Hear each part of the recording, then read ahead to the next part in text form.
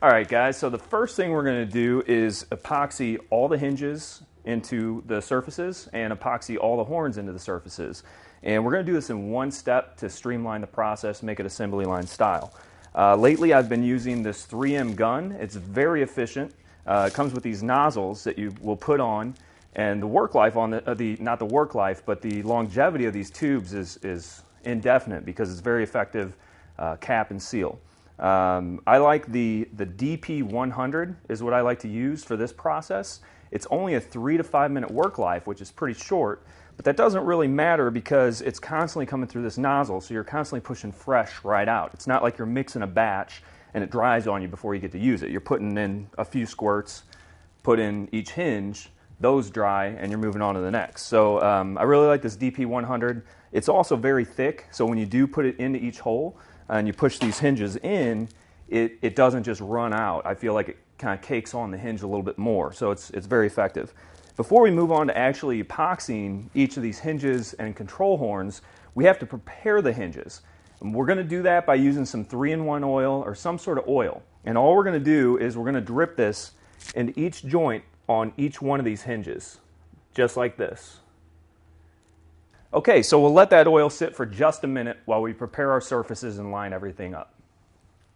Okay guys, so now that we've put oil in all those hinges and let them set up for a few minutes and penetrate the pivot points, we're going to use a little bit of isopropyl rubbing alcohol and just kind of wipe down the edges of each pin.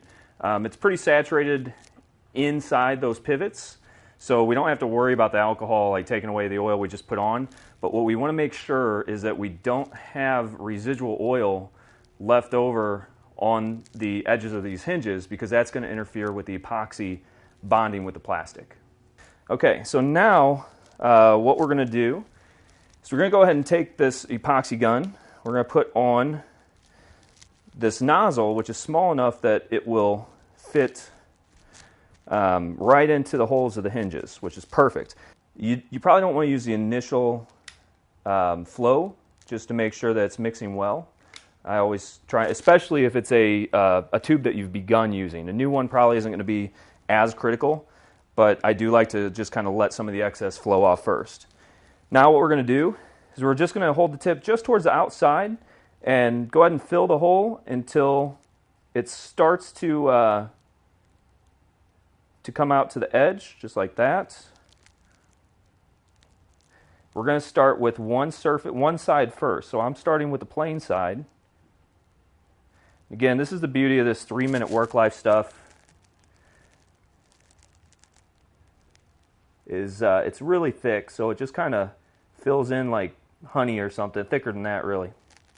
Okay, so now that we've got it put into that surface, we're going to take one of the hinges, hold it 90 degrees, and push it in. The reason you want to hold it 90 degrees is because you do not want to sink this hinge into this side, because when you go to put the other side on, it's going to bind inside that surface and you're never going to get full throw. So you want to keep this at 90 degrees this way, keep this hinge bent, and then also make sure that this point is neither up nor down. You want to stay parallel to the axis, true to the axis here, so that you're not binding or tweaking this hinge as it's moving. So we're going to go ahead and put all 3 of those in on one side,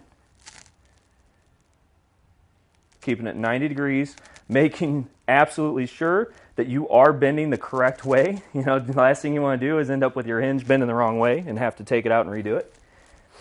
And you got 3 to 5 minute work life, so you got plenty of time on this, but you do want to think ahead and make sure you're doing everything just right, know exactly what you're doing going into this.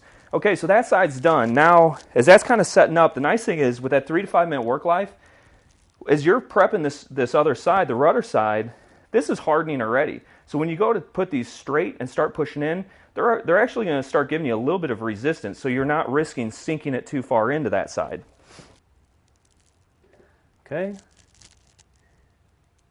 And remember, these holes, they don't have any stop on the outside. So you want to make sure that you're not just putting that nozzle way in there and shooting it right into the surface.